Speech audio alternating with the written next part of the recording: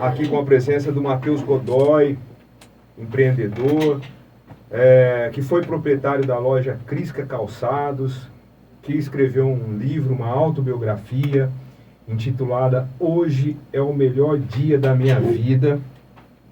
É fantástico, eu recomendo a leitura fácil, que eu tenho certeza que vai de encontro com muitas histórias de vida por aí. E aí, falando dessas histórias que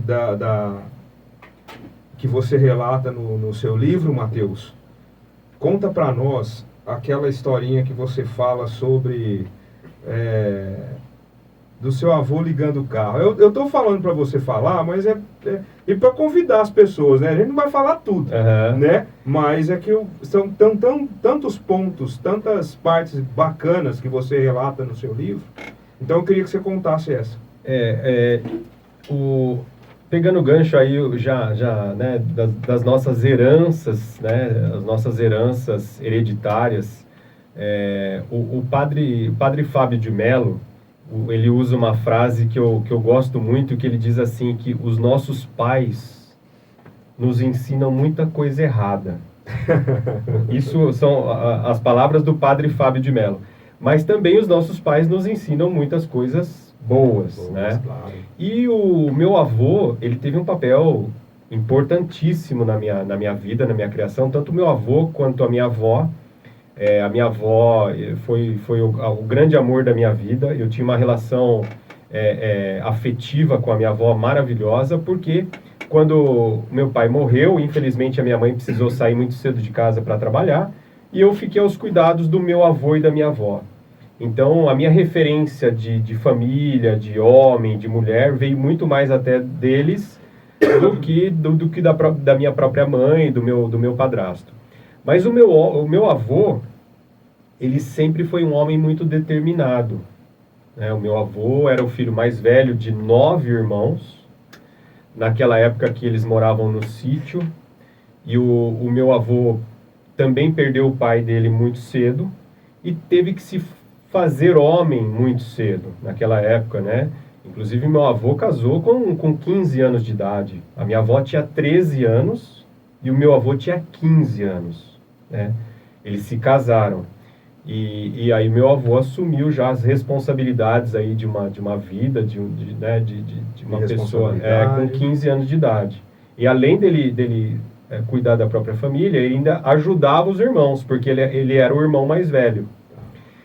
Então, meu avô era aquele cara que domava boi.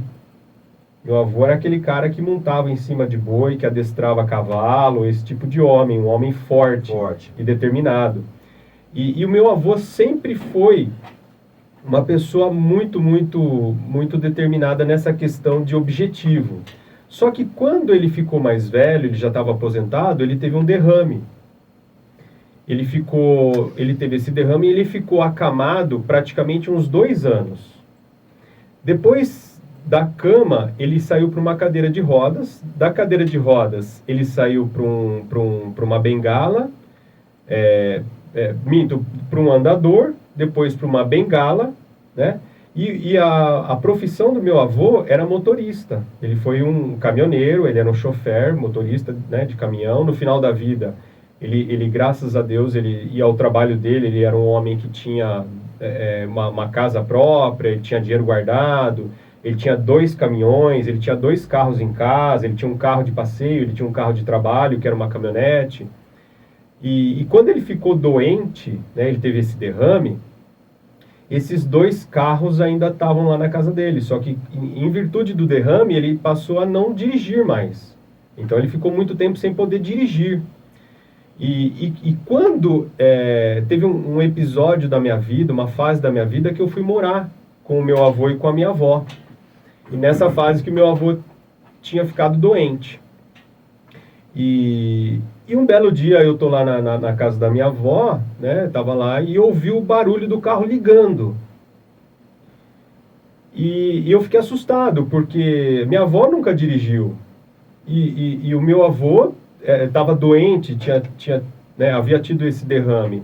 Eu falei, caramba, devem estar roubando o carro. Eu saí meio que desesperado, preocupado, porque eu achei que alguém estava mexendo no carro, levando o carro embora. E a hora que eu cheguei lá, eu vi que o meu avô estava dentro do carro. Ele ligou o carro e eu vi eu até me emociono. Eu até me emocionei agora, porque é uma visão muito forte para mim. Eu vi o meu avô sorrindo dentro do carro. E ele sorriu dentro do carro no sentido assim, eu consegui. Ele foi lá e ligou o carro, ele deixou o carro funcionando. O carro funcionou por uns 5, 10 minutos, ele desligou o carro. E saiu dali, voltou, guardou a chave do carro. E a partir desse dia ele começou a ir todos os dias ligar o carro. Ele ia, ligava o carro, funcionava o carro e voltava. E aí depois eu vi o meu avô voltando a dirigir. Um homem que ficou acamado, um homem que teve um derrame, um homem que já não precisava mais provar nada para ninguém. Só que esse ato de coragem e determinação me fez ter uma nova visão de todo e qualquer problema que eu tivesse na vida, né? Então, o meu avô ali, com aquele ato, me deu um significado do que é ser um homem no sentido de hombridade, né? E isso foi uma coisa muito forte que marcou minha vida. Então, todas as vezes que eu caí, que eu me vi lá no fundo do poço, eu me recordava dessa lição.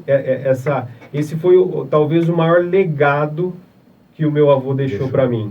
Deixou em vida, né, Deixou Mateus? em vida.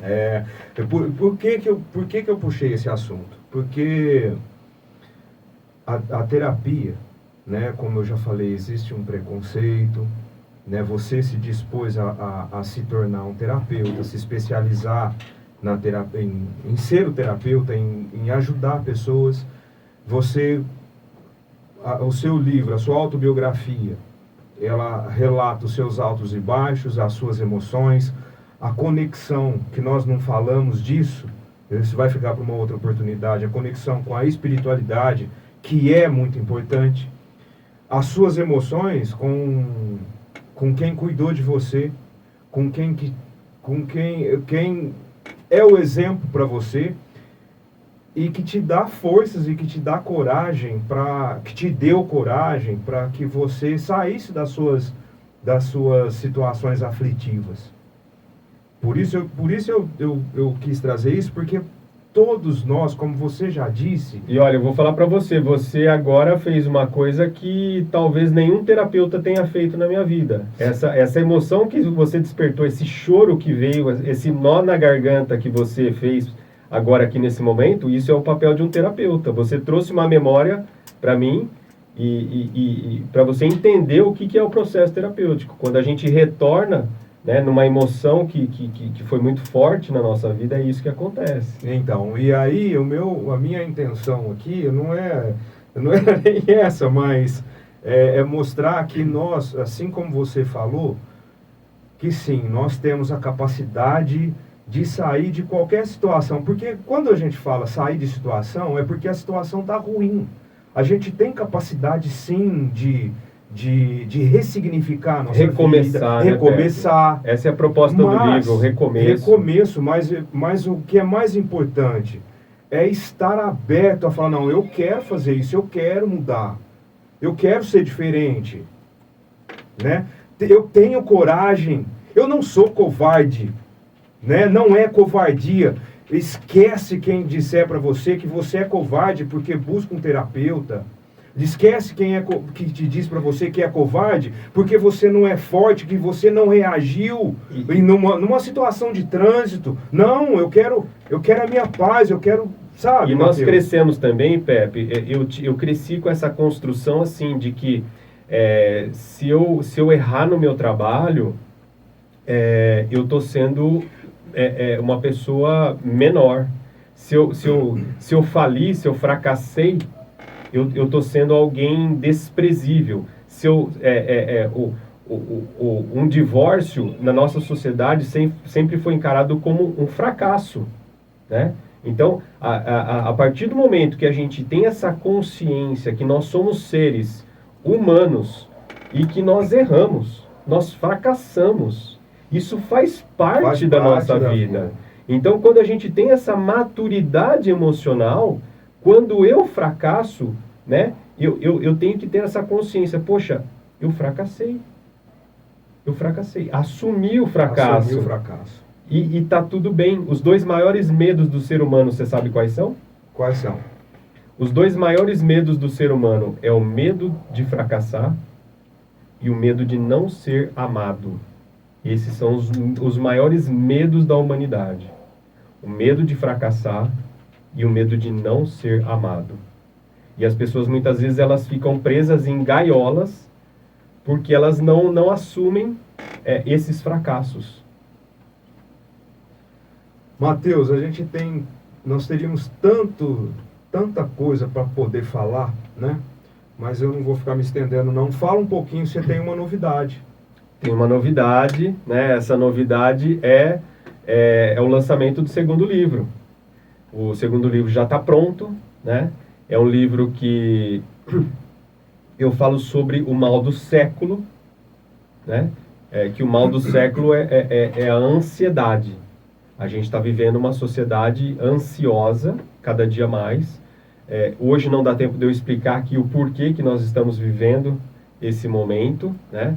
Não tem como eu também ensinar as pessoas a lidar com isso. Aqui a gente tem muito pouco tempo, mas só para entender. O governo, recentemente, ele refez uma lei que já existia, que é a NR1, tá? E essa lei, ela traz hoje uma obrigatoriedade para os empresários para que eles cuidem da saúde emocional dos seus funcionários. Essa é uma lei, uma obrigatoriedade que já está em pouco tempo aí entrando em vigor. Por quê? Porque o governo não está tendo dinheiro para pagar os afastamentos por conta de doenças emocionais. Então o governo agora, como ele viu que ele não está tendo condições de pagar o salário dessas pessoas que estão se afastando, ele está terceirizando isso agora para os empresários. Como sempre, mais um gasto e mais um custo para o empresário, tá? Mas por quê? Isso mostra a gravidade do que nós estamos vivendo hoje com questões emocionais. E esse segundo livro, ele vem de encontro a tudo isso. Esse segundo livro fala especificamente sobre a ansiedade e ele é um caminho de cura, tá? Esse livro, inclusive, como você falou aqui, esse livro eu faço uma homenagem ao meu padrasto, tá? Que o meu padrasto foi um homem que sofreu muito o problema do alcoolismo. Graças ao esforço dele, ele se tornou um homem sóbrio. Ele ajudou muitas pessoas, mas esse alcoolismo do meu padrasto deixou muitas marcas em mim, deixou muitas cicatrizes em mim. E aí eu resolvi lançar esse livro em homenagem a ele e também uma forma de eu colocar para fora essa minha dor, né? Essa dor da ansiedade e em forma de algo que possa ajudar as pessoas a sair dela. Então, esse livro, ele é um caminho de cura. Para quem sofre de ansiedade, esse livro, ele é definitivamente um caminho de volta para o estado emocional de paz, de tranquilidade, de abundância. Para reorganizar. Reorganizar. Ele é um passo a passo para sair da ansiedade e voltar a minimamente uma estabilidade, uma paz emocional. Tá certo, Mateus. Mateus, e como chama o livro? O livro chama 12 Passos para a Cura da Ansiedade. Já está disponível? Ainda não, a gente está nos últimos retoques aí para ser publicado. O livro já está pronto, mas a gente está passando agora por aquele processo de correção ortográfica, construção de layout, de página. mas em breve ele vai ser lançado, tá? E em breve ele já vai estar disponível para quem quiser comprar. Mateus, o livro, Hoje é o Melhor Dia da Minha Vida. Quem quiser, que esteja nos ouvindo, quiser adquirir esse livro, quem quiser, de repente, fazer um bate-papo com você, como que te acha? Bom, as pessoas me acham através do meu Instagram, né? Que é o Mateus Godoy. Mateus com TH. Mateus com TH e Godoy com Y, né? Mateus Godoy. E lá tem o meu WhatsApp, tem o meu site, tem o livro disponível, tem um curso também que eu fiz na plataforma da Hotmart, que é um curso com videoaulas, onde eu ensino através de aulas mesmo, tudo que pode ajudar a pessoa a se reorganizar emocionalmente. Então, esse curso está lá disponível também na plataforma da Hotmart. E eu queria aproveitar para os seus ouvintes aqui. Eu queria aproveitar a oportunidade, o Pepe, e presentear aí os seus ouvintes, aí quem tiver ouvindo o nosso bate-papo. Eu queria os 10 primeiros ouvintes seus aí que me mandar uma mensagem lá no WhatsApp ou no direct, vão ganhar um exemplar do livro aí, Hoje é o Melhor Dia da Minha Vida. Então, para quem está ouvindo aí, entra correndo lá no WhatsApp ou no Instagram, manda um direct, manda uma mensagem, que eu vou mandar um livro de presente aí para os seus ouvintes. Os 10 primeiros, tá uma bom? boa oportunidade, show de bola. Então aí, para quem estiver nos ouvindo, que se interessa em conhecer o livro do Mateus, já manda a sua mensagem que a gente vai presentear. O Mateus vai presentear. Tem um recadinho aqui da Dona Zilda. A Dona Zilda sempre é nossa ouvinte. O Fernando Machado está dizendo aqui, bom dia, cara, que história. A entrevista hoje foi sensacional, eu quero o livro. Coloca o áudio da Dona Zilda, dá tempo, o Breno? Dá tempo, só um minutinho só. Se não der, não tem problema. Estou abrindo aqui, tem 3 áudios. É rapidinho. Para conversar com você. Mateus, como que é seu nome mesmo? Mateus Godoy. TH e Godoy com Y, né? Aonde que você se encontra para É um conversar? áudio bem alto lá.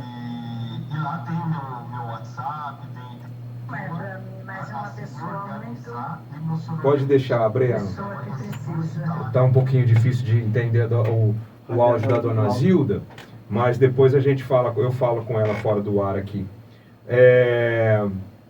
Dona Zilda, obrigado aí por sempre estar nos ouvindo. Mateus, obrigado por sua participação. Eu acho que merece você voltar a uma próxima oportunidade. Eu sei que hoje você mora na cidade de Ribeirão Preto, veio para cá, tem o Dia das Mães, né, Mateus?